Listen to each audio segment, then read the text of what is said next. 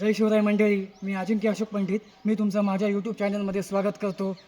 आज शिवजयंतीनिमित्ताने तुम्हा सर्वांना शिवजयंतीच्या शिवमय शुभेच्छा. तर आज शिवजयंतीचं औचित्य साधून आम्ही आलेलो आहोत दुर्ग तोरणागड. आता आपण तोरणागड पाहून त्याची माहिती जाणून घेऊयात.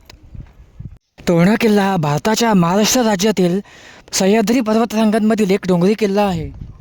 छत्रपती शिवाजी महाराजांनी वयाच्या अवघ्या 16व्या वर्षी हा किल्ला जिंकून स्वराज्यात आणला आणि स्वराज्याचे तोरण बांधले, म्हणून याला तोरणा असे नाव पडले. तसेच आणि महत्त्वाचे म्हणजे हा गड विस्तार आणि प्रचंड असल्यामुळे याला महाराजांनी प्रचंडगड असे नाव ठेवले. आता आपण गडाचा इतिहास जाणून घेऊयात. शिवाजी महाराजांनी स्वराज्य स्थापन करत असताना इसवी सन 1647मध्ये घेतलेला हा सर्वप्रथम किल्ला आहे. शिवाजी महाराजांनी हा किल्ला जिंकून स्वराज्याचे तोरण बांधले, म्हणून याला तोरणागड असे नाव पडले. महाराजांनी गडांची पाहणी करत असताना त्याच्या प्रचंड विस्तारामुळे त्याचे नाव बदलून प्रचंडगड असे ठेवले. गडावर सापडलेल्या धानाचा उपयोग महाराजांनी राजगडाच्या बांधणीसाठी केला. तोरणा किल्ला कधी व कोणी बांधला याचा पुरावा आज तागायत देखील उपलब्ध नाही. येथील लेण्यांच्या आणि मंदिरांच्या अवशेषांवरून हा शैव पंथांचा आश्रम असावा. इसवी सन 1470 ते 1486च्या दरम्यान बहामनी राजवटीसाठी मलिक अहमद याने हा किल्ला जिंकला. पुढे हा किल्ला निजामशाहीत गेला व नंतर तो शिवाजी महाराजांनी घेतला व याचे नाव प्रचंडगड असे ठेवले आणि गडावर काही इमारती देखील बांधल्या. तसेच महाराजांनी आग्र्याहून आल्यावर अनेक गडांचा जीर्णोद्धार देखील केला. त्यात 5000 इतका खर्च त्यांनी तोरणावर केला.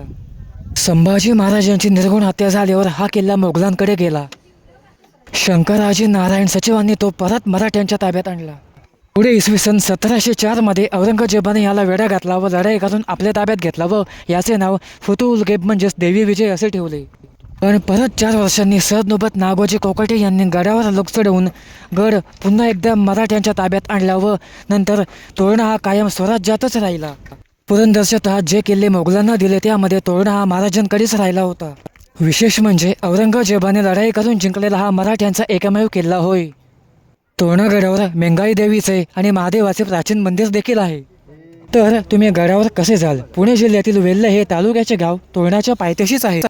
पुणे ते वेल्हे अंतर हे 60 किलोमीटर इतके आहे. पुणे नसरापूर वेल्हे, पुणे पानशेत वेल्हे तसेच पुणे खानापूर पाबे घाट मार्गे तोरणागडाच्या पायथ्याशी पोहोचता येते. शिवाजी महाराजांच्या काळातील वेल्हे वगैरे आळी मार्गे पाऊल वाटेने बेनी दरवाजातून सहज 1.5 ते 2 तासात तोरणागडावर पोहोचता येते. हा मार्ग इतर मार्गांच्या तुलनेत अतिशय सोपा देखील आहे. अवघड ठिकाणी पुरातत्व संरक्षक खात्याने लोखंडी कठडे देखील बसवलेले आहेत, ज्यांनी चढ उतार सोप्या पद्धतीने करता येते. तसेच दुसरा मार्ग हा वेल्ह्यापासून 5 किमी अंतरावर असलेल्या भट्टी या गावातून आहे. गावाच्या पश्चिमेकडून वाळंजाई दरवाजातून थेट बुर्लामाचीवर जाता येते. वेल्हे गावातून चढत असताना दिसणारा तोरणा आणि गुंजवण्याकडून दिसणारा राजगड यात बरेच साम्य आहे. तर तुम्ही या तोरणागडाला अवश्य भेट द्या. पण पावसाळ्यामध्ये याची नैसर्गिक सौंदर्यताही निसर्गापेक्षा अतिशय सुंदर असते, त्यामुळे पावसाळ्यामध्ये या गडावर जायला अजिबात विसरू नका. आणि आम्ही अजून एक गोष्ट सांगू इच्छितो. महाराजांनी आपलं भविष्य जाणलं होतं, किमान आपण त्यांचा इतिहास तरी विसरता कामा नये. तर मंडळी, तुम्हाला आमचा आजचा व्हिडिओ कसा वाटला हे तुम्ही तुमच्या कमेंट्सद्वारे आम्हाला कळवा. आणि जर तुम्ही आमच्या चॅनलवर नवीन असेल तर कृपया आमच्या चॅनलला सबस्क्राईब करा. व्हिडिओ आवडल्यास लाईक करा, कमेंट्स करा आणि शेअर करायला विसरू नका. आता रजा घेतो. परत एकदा भेटू एका नवीन ठिकाणी, नवीन गडावर. तोपर्यंत जय जिजाऊ, जय शिवराय, जय शंभूराजे.